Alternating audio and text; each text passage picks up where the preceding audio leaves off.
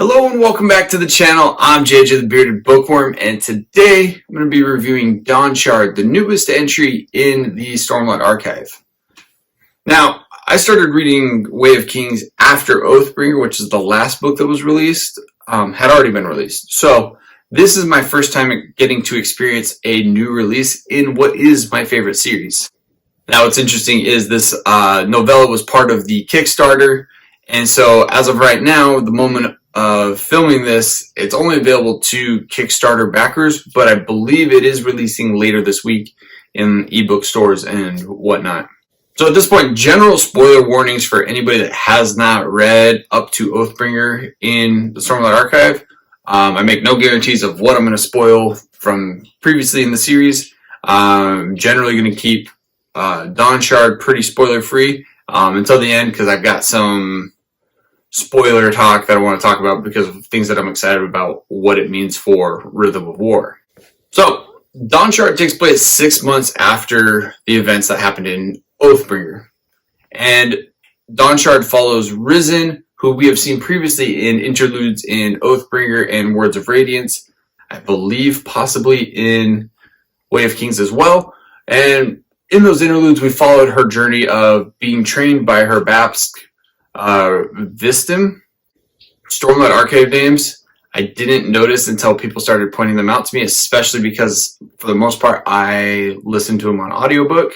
So I'm just taking the pronunciation that Michael Kramer and Kate Redding give and just go with that. So now this is the first time where I've actually read it without hearing the names first. So especially with some of these, there's like 5 consonants in a row. I'm just like, I have no idea how to actually pronounce this. We have seen Risen before. She's played at least a fairly like semi-key, semi-minor, kind of like in the middle role in Oathbringer as far as guarding the safe, the Queen's vault with all the gems and whatever. It's like the Fort Knox of that kingdom. Risen accepts this contract to go to this mysterious island that is in the kingdom of Amia. This island is called Akina, and it has this mysterious storm surrounding it that prevents people from actually going to the island.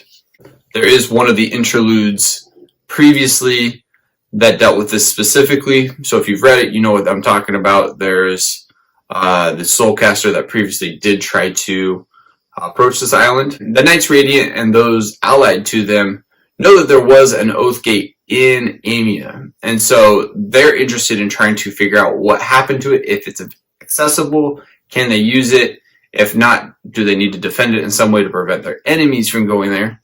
So they did send some Windrunner scouts, and as they approached that storm that's surrounding the island, it sucked all their stormlight out, and so they narrowly escaped. And so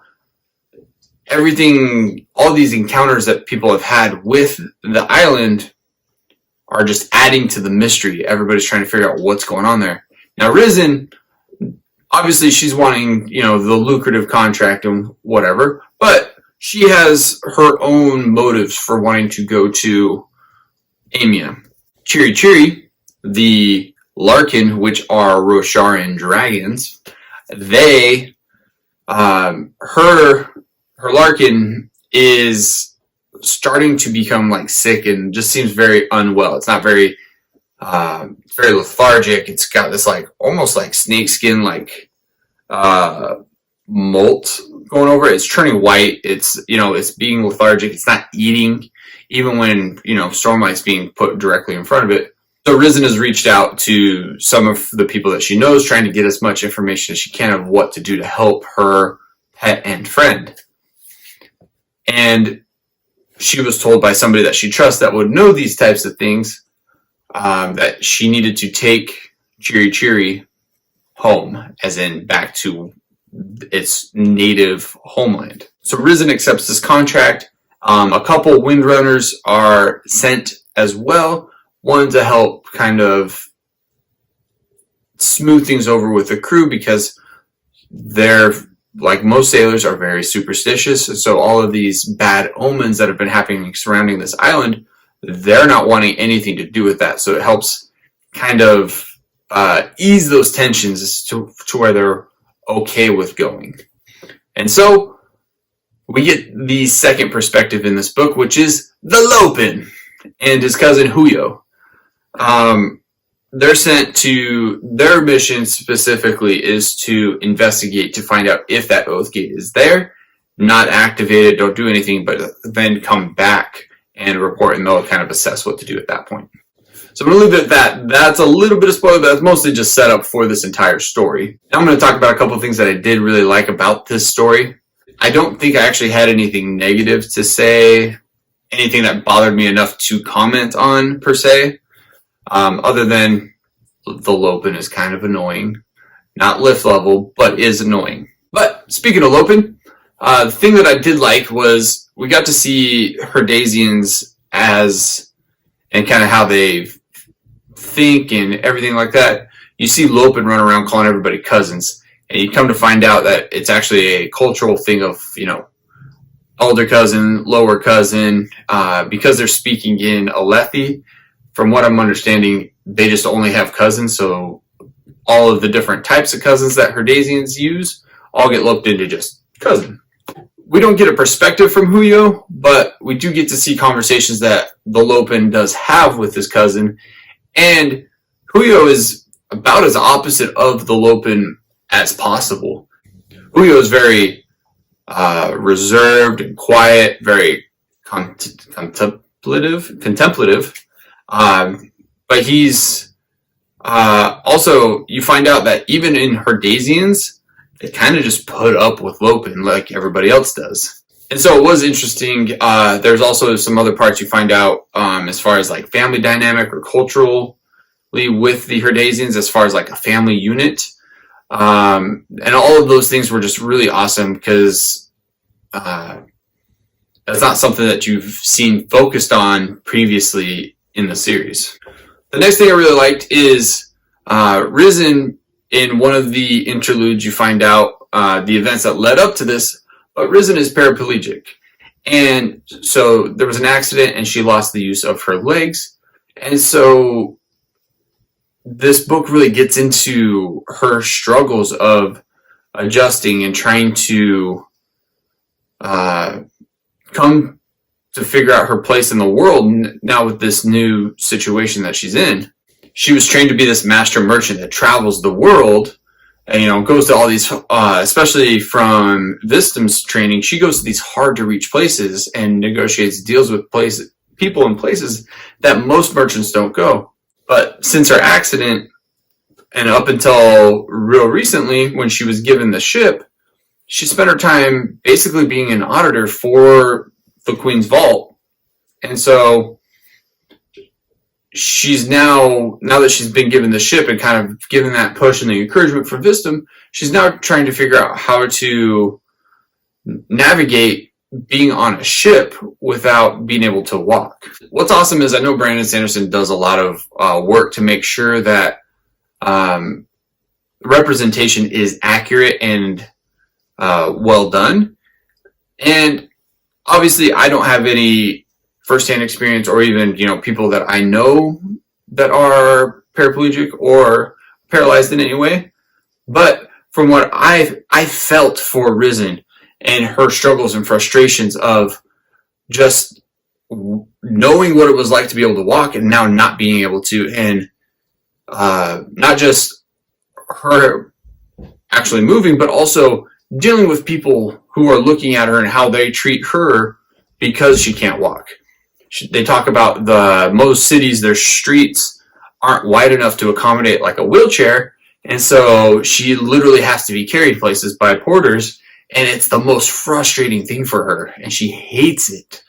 And that's just, so as the story goes on, you start to see how she's starting to find new ways to make herself more mobile and more capable of doing things that she previously would have been much more at the mercy of others for.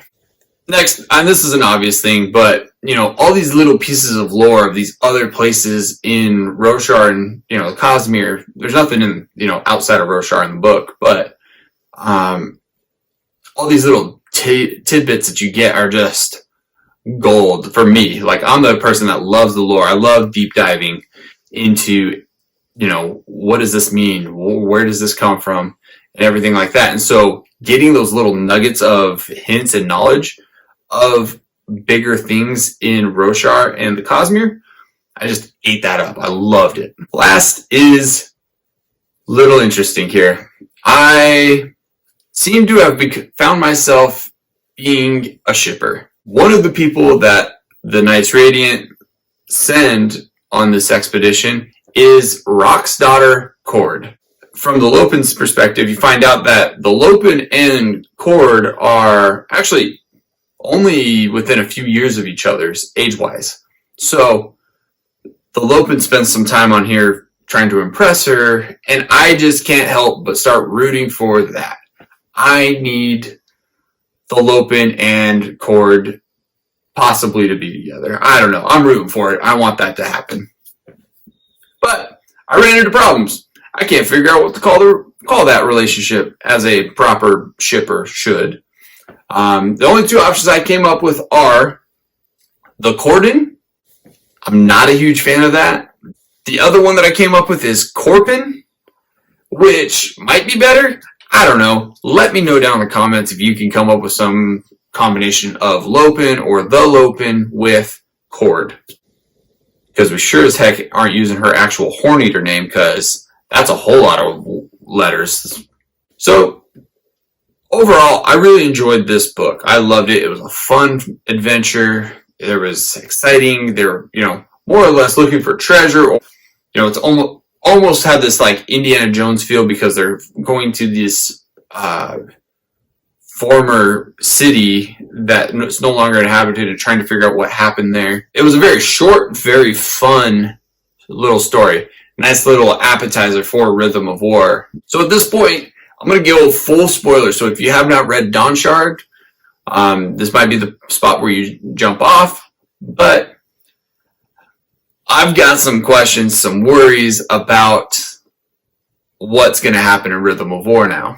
So Edge Dancer was the novella that came before Oathbringer, and you found that Lift, who got the little bit of the interlude in Words of Radiance, then she had the novella, then she played a fairly big role in Oathbringer. Now, I'm worried that Risen and Cheery Cheery are going to be playing a bigger role in Rhythm of War. And like I said, if you finished it, you know what that means, and that could be a big issue. Here's a couple things, full spoiler, that I loved about this book. First up is the Amiens. Amiens are like the creepiest, coolest people in Roshar, which, from what I'm understanding, they don't only live on Roshar. Because they talk about the Cosmere as general, unless they are only the guardians of the Roshar area. I don't know. There's mentions of these like piles of creme, in Dalinar's visions, and you see Lift talk to one of the Amiens in her novella, and so I'm really curious to see where this goes. Are they going to continue to play a bigger and bigger role in the Stormlight Archive and the Cosmere in general? Because out of everybody on Roshar, they seem to have probably the most Cosmere awareness. Next is, I loved seeing Lopin struggle with trying to achieve his third ideal. We see Kaladin do it, and then we see Teft and Oathbringer do it, and find out that Teft's struggle was protecting himself and even those he hates, even if the person he hates the most is himself. Well, as we saw, Lopin doesn't hate anybody, so he's like, I'm saying the words, why isn't this working? And so it was awesome to see at the end where Julio achieves the third ideal, and then Lopin's like, wait a minute, you looked at me when you said that. What is that? Like, talk to me. I can take it. And him starting to understand and become self-aware of what he does to other people and how it actually hurts people. And so I'm excited to see, does this mean we're going to start seeing a slightly more mature Lopin? Probably not, because he's kind of the prankster of the entire Bridge 4 crew, but possibly going to try to be a little bit more kind to people, a little more aware of what his jokes and pranks do to people. Then we have the Larkin, Cheery Cheery. This was awesome. I knew previously, and Brandon Sanderson has said, the Larkin are essentially going to be the dragons for the Cosmere. And so knowing that they consume the Stormlight and get noticeably bigger when they do that, I was excited to kind of see where it was going, because I knew we were following Risen, and in my head, I thought Cheery Cheery was going to be the Dawnshard. I guess technically I was kind of close, but it's cool because we've seen hints of this, of these great shells where they bond with the Lux brand sort of to continue to be able to grow bigger. We see that with the Chasm Fiends and some of the bigger trolls and things like that. So knowing at the very beginning when they talk about Cheery Cheery having this like white skin, like this white layer on it, in my brain I immediately was like, oh, it's just molting. It's just, in the opportune time it's going to, shed its skin, become bigger, evolve, or whatever. Wasn't the case, sort of, but it's awesome now that Risen, who's the caretaker of Cheery Cheery, knows what needs to be done. So every couple of years she's going to be coming back to let it do its thing and grow bigger. I want in the final battle or whatever, whenever the appropriate time has passed for Cheery Cheery to grow full size, I want Risen going full like Dragon Rider on the back of Cheery Cheery in that final battle, just soaring through the sky, sucking Stormlight out of the bad guys and stuff. That would be so cool. Then the big one, the Dawnshard.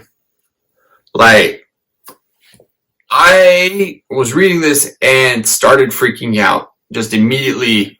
What does this mean? What is happening? Because there's been no hints, as far as I'm aware, of any Dawnshard activity or anything like that in all of the Cosmere books. So the fact that Risen is now one of 4, technically, Dawnshards, or has the power of one of 4 Dawnshards, she's, I think, as powerful as one of the shards, potentially, because she has powers to shape the Cosmere in general, and shards only have like 1/16 of ad nauseam, so I don't know if that makes her at least have the potential to be stronger than shards. I don't know.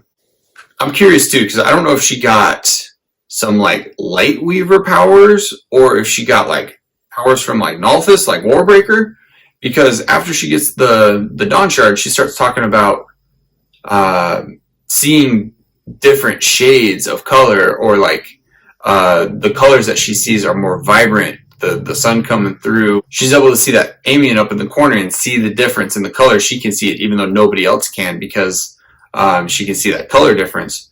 Or she even talks about seeing like different hues in the shadows. So does she have investiture from Nalthis, or is she a Lightweaver, or where's this going to go? Like, honestly, this book gave me way more questions than Edge Dancer ever did. I'm honestly very nervous for Rhythm of War now because of all that, because Lift, like I said, Lift had a bigger role in Oathbringer after her novella, and Risen is probably going to play a big role in Rhythm of War, potentially just be like the person who's... Is she going to change everything? Like, what? I guess I don't have answers. We've got to wait till Rhythm of War comes out. Yeah, that's all I had as far as Grander Cosmere spoiler things. Let me know down in the comments, have you read it? If you have, What'd you like? Try to keep the comments spoiler free. But if you do want to talk about Dawnshard, because I definitely do want to talk about Dawnshard, go hit me up on Twitter, Discord, Instagram, whatever. Just message me, and I am completely, I need to talk about this with somebody. Thanks so much for watching. Don't forget to like and subscribe if you have not already. Once again, I'm JJ the Bearded Bookworm, and I'll see you next time.